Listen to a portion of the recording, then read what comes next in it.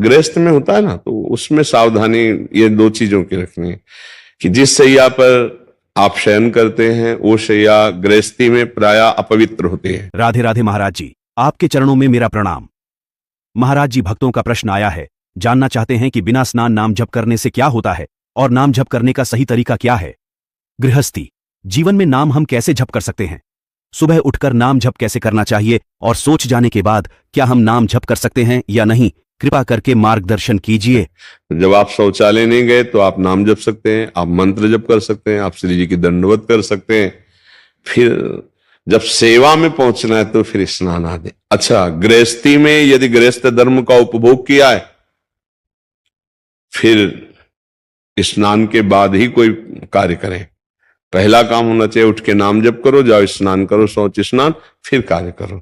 अगर आप संयम से रात्रि व्यतीत किए हैं, पवित्र नहीं है, तो आप कर सकते हैं। गृहस्थ में होता है ना, तो उसमें सावधानी ये दो चीजों की रखनी है कि जिस शैया पर आप शयन करते हैं वो शैया गृहस्थी में प्रायः अपवित्र होती है, तो उस शैया पर बैठकर गुरुमंत्र आदि नहीं जप सकते।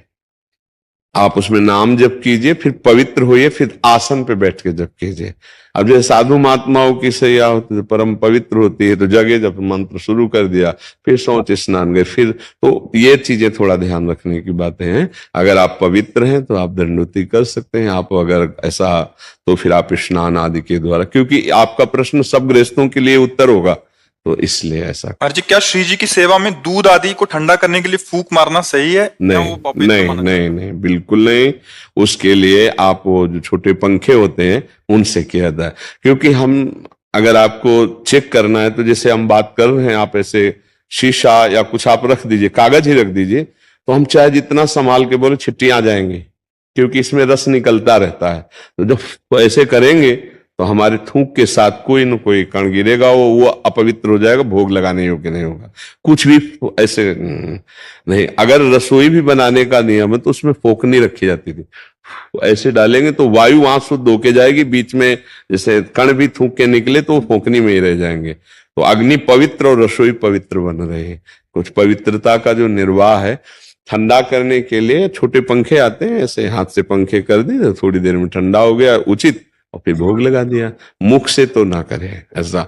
और रसोई बनाते समय बातचीत करने के लिए भी मना किया गया है, क्योंकि हम जैसे आटा लगा रहे हैं, बातचीत कर रहे हैं, अगर चिट्टी पड़ गई तो भोग लायक नहीं रहा। हम अंदर नाम जप करें, बात करना है, जैसे गुरुजनों से जैसे बात की जाती है ना, जैसे खड़े होकर बात करना हो, तो ये पद्धति है, ऐसे करके बात की जाती है। उसे सभ्य जो पुरुष बात करेगा अपने गुरुजनों से, श्रेष्ठ जनों से, तो ऐसे बात करेगा जी, ऐसे कि कहीं मेरी थूक की छिट्टी सामने मतलब ना चली जाए, ऐसे करके बात करेगा।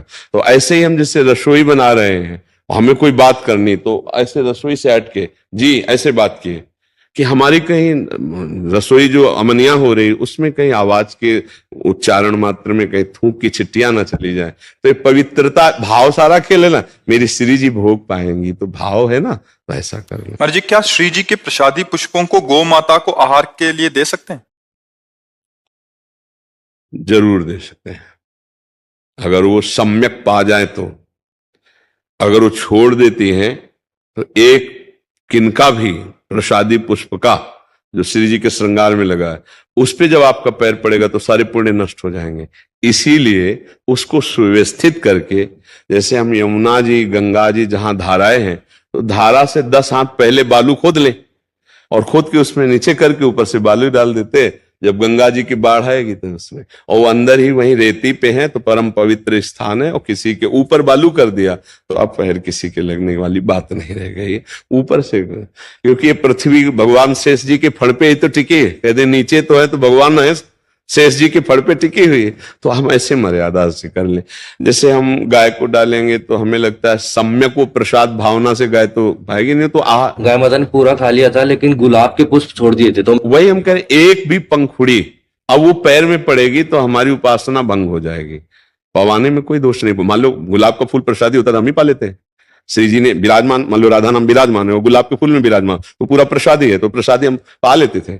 तो वो बात अलग है। अब अगर एक जैसे हमें राधा वल्लभ लाल जी की प्रसादी माला पहनाई जाती है तो सबसे पहला काम ऐसे करते हैं, और ऐसे कहीं पंखुड़ी ना गिर जाए। प्रसादी का बहुत बड़ा महत्व है, इसलिए ऐसा हमें लगता है कि उसे एकत्रित करते जाओ, और फिर जब महीना 2 महीना में कहीं पावन सरोवर नदी आदि के समीप जाओ तो खोद करके उसे हम गाड़ दें। बहुत बहुत धन्यवाद महाराज जी, हम सबको मार्गदर्शन करने के लिए। दोस्तों, महाराज जी की बातों को अगर आप फॉलो करोगे तो मुझे उम्मीद है सारे बुरे कर्म, पाप, रोग, दुख, तकलीफ से हमेशा बचे रहोगे।